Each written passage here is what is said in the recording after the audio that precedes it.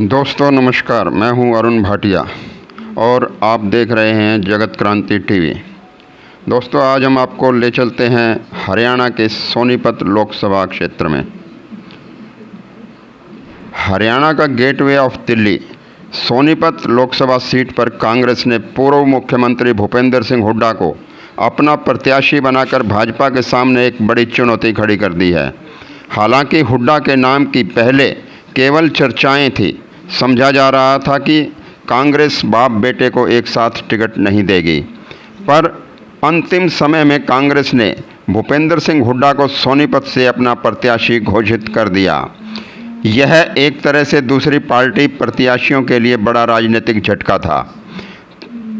तो 9 विधानसभा क्षेत्रों वाली इस लोकसभा क्षेत्र में 3 विधानसभा क्षेत्र जींद, जुलाना और सफीदों जिला जींद के तहत आते हैं। शेष गन्नौर, राई, खरखोदा, सोनीपत, बड़ौदा और गोहाना जिला सोनीपत के तहत आने वाले विधानसभा क्षेत्र हैं। कांग्रेस ने हुड्डा को मैदान में उतारने के बाद जेजेपी आप गठबंधन के प्रत्याशी इंसो के राष्ट्रीय अध्यक्ष दिग्विजय सिंह चौटाला ने भी अपना नामांकन दाखिल कर दिया है।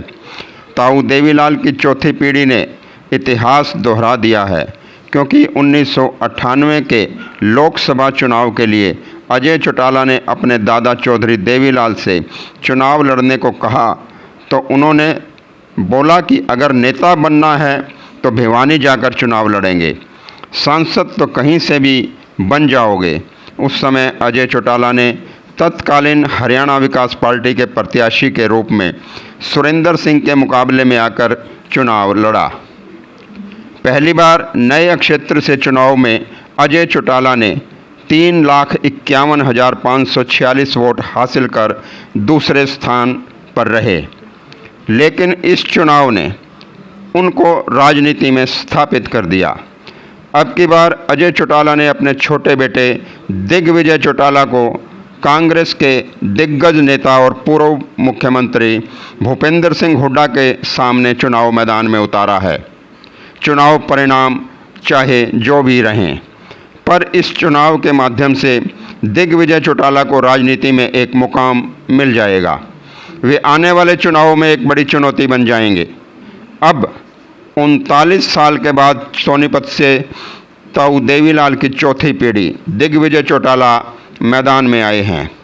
ताऊ देवीलाल ने सोनीपत लोकसभा क्षेत्र से 1980 और 1984 में 2 बार चुनाव लड़ा था। देवीलाल सिर्फ 1980 में ही चुनाव जीते थे। दूसरी ओर भूपेंद्र सिंह हुड्डा का सोनीपत से पहला चुनाव है, लेकिन उनके पिता चौधरी रणवीर सिंह हुड्डा उस समय रोहतक से चुनाव जीते थे, जब सोनीपत रोहतक का ही क्षेत्र हुआ करता था। लेकिन सोनीपत क्षेत्र को राजनीति में हुड्डा का प्रभावी क्षेत्र माना जाता है। अब हुड्डा के मुकाबले में इनेलो ने सुरेंद्र छेकारा को मैदान में उतारा है।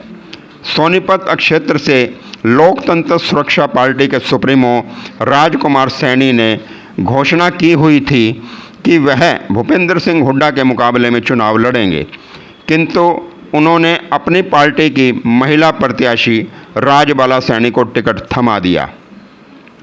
उन्होंने मीडिया से कहा कि वे सोनीपत से हुड्डा के मुकाबले में उतरना चाहते थे, पर अब देर हो चुकी है।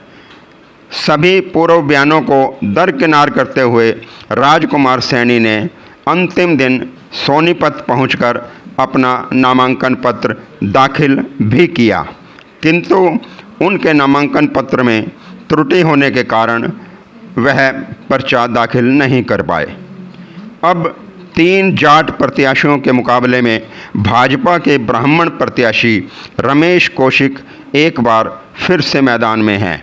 सोनीपत सीट के लिए अब तक 11 बार चुनाव हो चुके हैं।